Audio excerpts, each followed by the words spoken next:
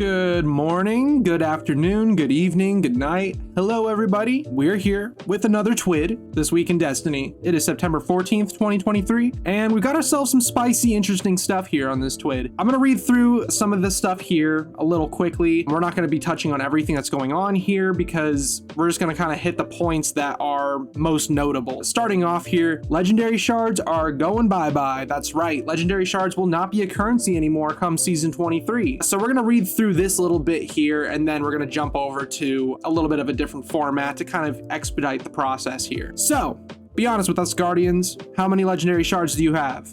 Not that we are judging, although Drifter is probably proud of your methods. Whatever the answer, starting the process to deprecate this currency in Destiny 2. Speak in more detail about it, we'll give the room to the Destiny economy team. Destiny 2's economy team says, as many Destiny 2 players already know, legendary shards have long been an unstable part of the economy in Destiny 2. Some players have more than they would ever be able to spend, while others struggle to earn enough to engage with the systems that require shards as a cost. This often made it hard to find legendary shard costs that would feel impactful to players, while also ensuring that the content that did require legendary shards could be enjoyed by all players, no matter how long or how much they play. Couple the legendary shard wealth disparity with the fact that we have seen more than a few loopholes players have found to farm, our regards to Rahul and Eva Levant, as well as more recently to Ikora. We have made the decision that it's time to simplify the economy by removing this currency from the game. For a long time now, it's been our goal to make the game easier to understand and to reduce the bloat of currencies, consumables, and items while ensuring that players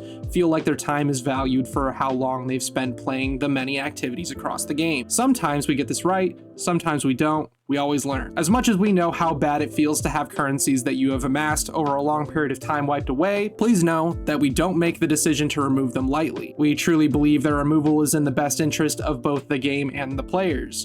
As you will see below, we are doing our best to ensure the removal of legendary shards is not a point of pain, but rather the removal of a barrier. So we are moving on to our format here. So this is going to be the new cost for items when you dismantle them. So dismantling a rare type of item here, you will receive 75 glimmer. Legendary armor will give you 1000 glimmer and a 25% chance at an enhancement core and 10 gunsmith reputation. An exotic armor piece will give you 2000 glimmer and a 60% chance at an enhancement core and 20 gunsmith reputation. Legendary ghost will give you 1000 glimmer.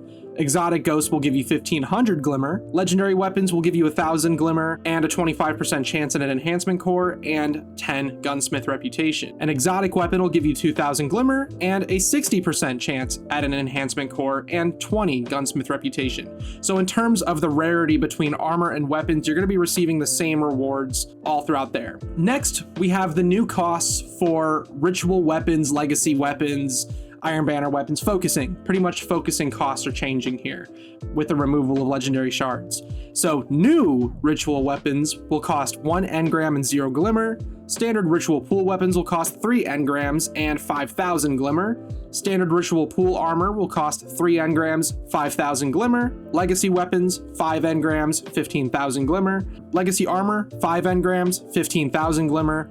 Iron banner weapons, 5 engrams, 25,000 glimmer. Nightfall weapons, 5 engrams, 25,000 glimmer. Adept nightfall weapons, 1 engram, 50,000 glimmer, and 10 nightfall ciphers.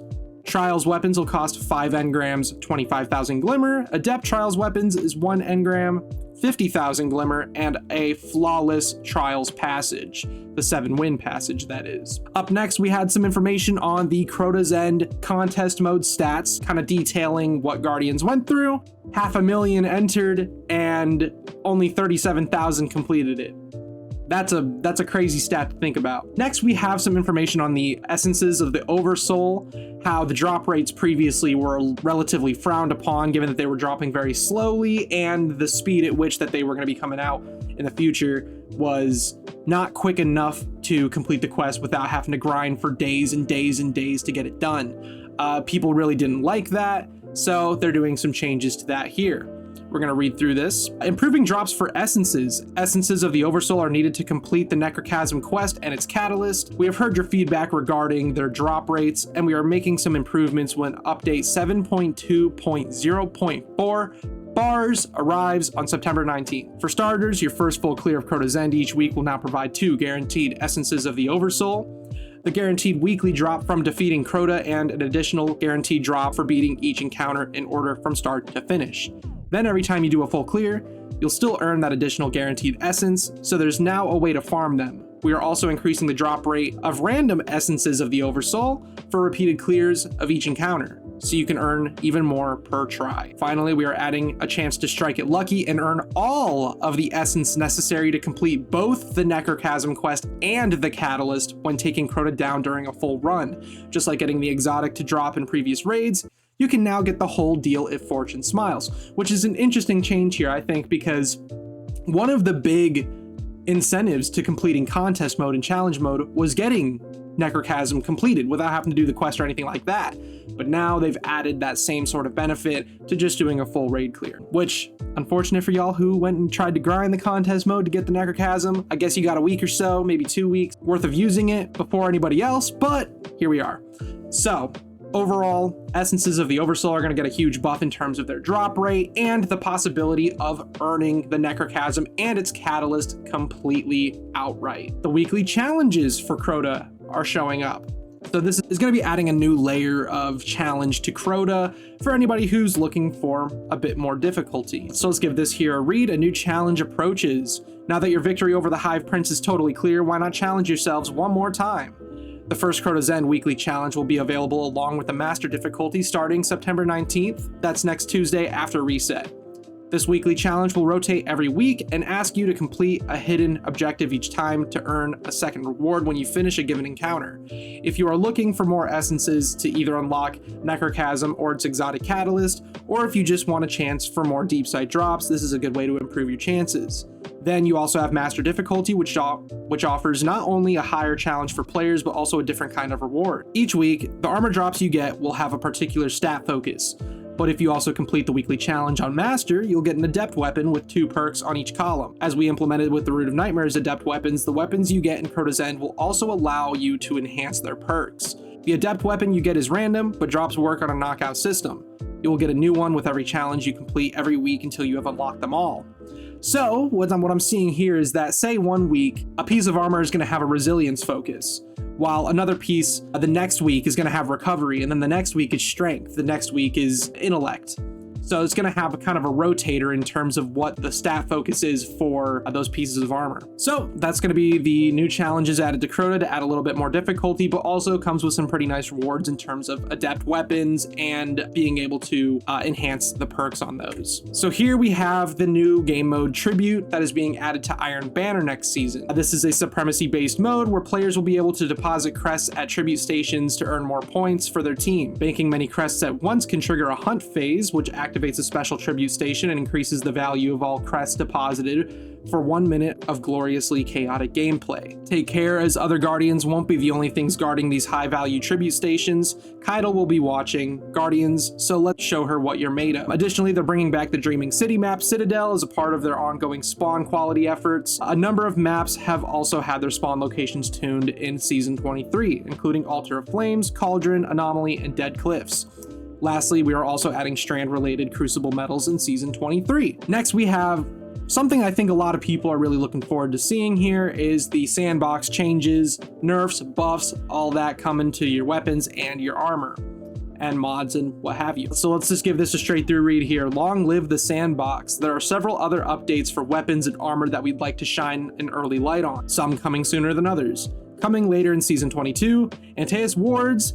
These will now require full class ability energy to reflect incoming damage. Reflecting damage will deplete your class ability energy. The goal is to reduce the uptime of this exotic's effects and also make it more difficult to stack it with the Juggernaut's shield. Young Ahamkara's spine. We are reducing its impact on grenade uptime by making it grant energy on final blows instead of damage. So we're seeing an Antaeus wards and a Young Ahamkara spine nerf. Coming in Season 23, submachine guns will be globally increasing the recoil on SMGs to make it more of a costly trade-off to spec into range over stability. We'll have to see how much they change that. We'll have to see how aggressive that recoil gets. Sniper rifles rifles, we will be implementing a sniper rifle body shot nerf in the Crucible. Details to come soon. Sniper rifles are getting a damage buff in PvE, so this will be offset by that. Fusion rifles will decrease the kickstart damage bonus. Damage will also fall off harder at longer ranges. So no more sniping with fusion rifles. Airborne effectiveness will be increasing the airborne accuracy of snipers and slug shotguns to be equivalent to pre-AE Icarus at their base values. Peregrine Greaves. These now only grant bonus shoulder charge damage after being airborne for a short time. The goal of this change is to ensure Peregrine Greaves users are visibly airborne to other players in order to benefit from the exotic effect. In PvE, these will now provide significantly more bonus damage and refund your melee charge when used against champions, tormentors, and mini-bosses. Syntheseps, we are removing the extra lunge range. To compensate, we are adding improved weapon handling and reload speed when you are surrounded. We also are walking back some of the nerf to glaive melee damage as well, plus more exotic armor updates coming in Season 23. So overall, we're not seeing very many buffs in PvP, mostly nerfs. And PvE is getting a few buffs in terms of like sniper rifles and whatnot. But for PvP, looks like a lot of things are changing. Checkmate, the new game mode is coming to the Crucible. All right, so this section here, we got Checkmate is going to be entering the Crucible Labs playlist. For those who don't know, Checkmate is that one game mode where basically a focus is placed on the weapon play, the gun play, your actual kinetics and whatnot, doing more damage with lower health and ability recharge time being nerfed. Overall, it's more so focused around shooting people. How good are you with the gun? Not how many abilities can you spam or grenades can you spam, how quickly can you throw your super out there. It's mostly gunplay. Here we have some information on Trials of Osiris. The weapons that are dropping this week are Igneous Hammer, Astral Horizon, Cataphract, GL3, the Messenger, Unexpected Resurgence, and the Immortal. And these are just some of the known issues that are currently in the game. The seasonal challenge Round and Round We Go is not counting orbs generated in Gambit. Dead Man's Tale intrinsic upgrades have duplicated and incorrect directions on how to obtain them. Some weapons from Crotasend do not always have firing audio. Some players are unable to finish the Last Will and Testament mission. The description of the legend version of the Savathun Spire activity incorrectly displays the matchmaking is available. So anyways, y'all, that's gonna be it for this week in Destiny. Hope you guys enjoyed. Hopefully you guys got your information all well and good. Try to keep this as snappy as possible, so hope you guys have a good rest of your day. What do you guys think about all these changes here? Are you mad about some of the nerfs? Are you happy about some of the buffs? Are you happy about some of the nerfs? I am. I'm happy about some of the nerfs there. I'll catch y'all on the flip side. Deuces.